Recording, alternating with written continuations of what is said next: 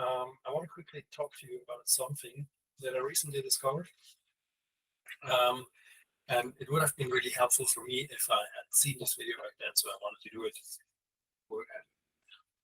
So, quickly switch camera position so you can see what I'm talking about. This is my Big Jon Sportsman Downrigger, which I have since about 2 years. Good product, really happy with it. I mean, not super refined, but very sturdy, pretty fully anodized aluminum, good product. And recently, I have come across another Sportsman Downrigger. A little bit older model. For some reason, this front part of the boom is shorter and a slightly different design, but in general, in good condition. Apart from the motor, I could see that the motor was not in the greatest condition. It was really dirty from the outside, so like throw the bar here. So right, and then we have this cap on top of it, and obviously there is the inner part of the motor. It was extremely greasy. The previous owner told me that he had taken it apart, and I was already a bit suspicious by those screws here. As expected, it wasn't in great working condition. It did work, I have to say this. But whenever you slightly touched this area here, you would move this part. The inner part of the motor would go out of center, and it could even touch the housing. So yeah, it was clear I wouldn't go far with this motor.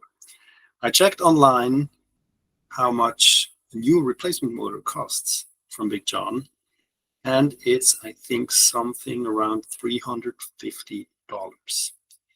I actually think it's too much, because what this essentially is, from the looks of it, maybe somebody can confirm this, but I'm pretty sure that this is basically a windshield wiper motor, maybe from a truck or a bigger vehicle.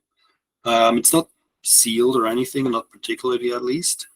It's well built, super sturdy, all metal housing, but I think they go online for retail about $60 as a windshield wiper motor. And then asking more than 300 for it seems like a lot.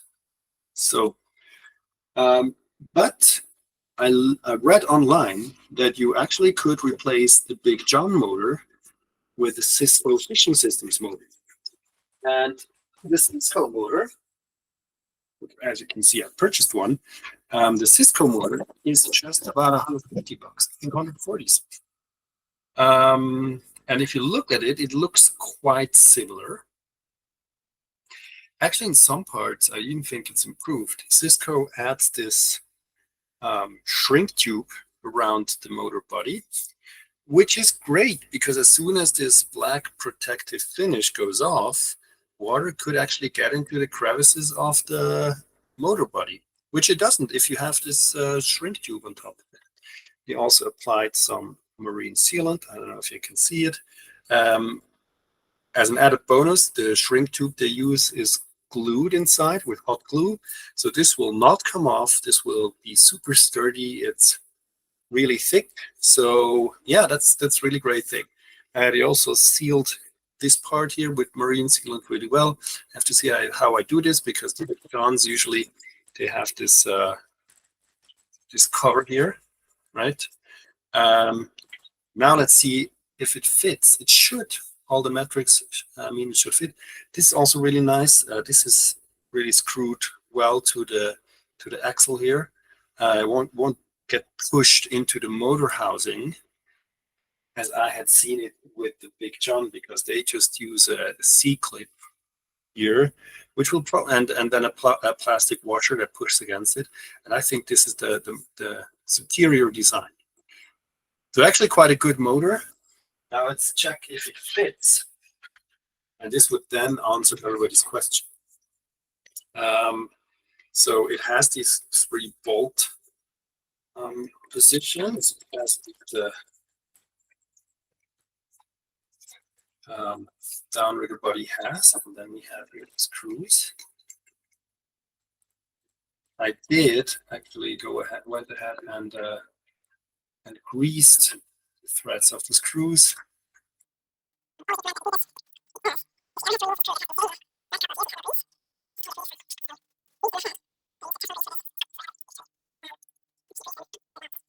Won't have these issues. Yeah, and as you can see, it is looking pretty good. These are actually the original Big Jon bolts, and just for all the Europeans like me that attempt this maneuver, when you work with an American product, you have to use imperial tools. This is probably not visible on camera, but these bolt heads, it's slightly damaged. They won't matter for your Phillips screw heads or your flathead screws, but these hex screws, you need to have to use the correct imperial key, because with the metric key, you will damage the screw heads. I think this is, and I have one coincidence, I think this is 1/5/16 of an inch or something. And look at this. Perfect. Actually, the Cisco motor is a little bit longer than the Big Jon's. Big Jon's is a bit wider. So this fits quite well. So then let's take the spool.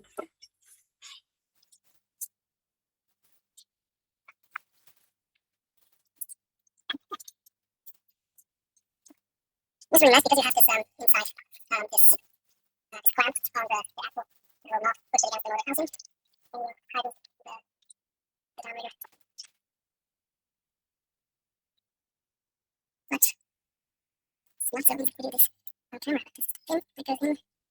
So we have clutch. It fits.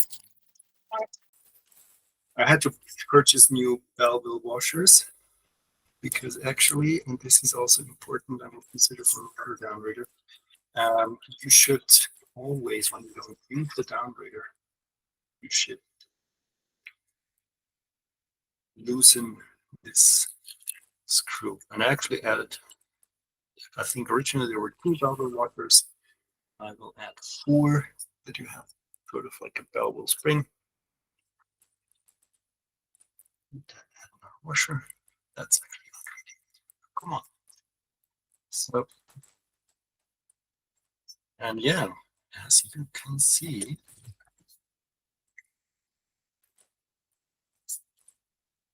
thing fits perfectly. So now,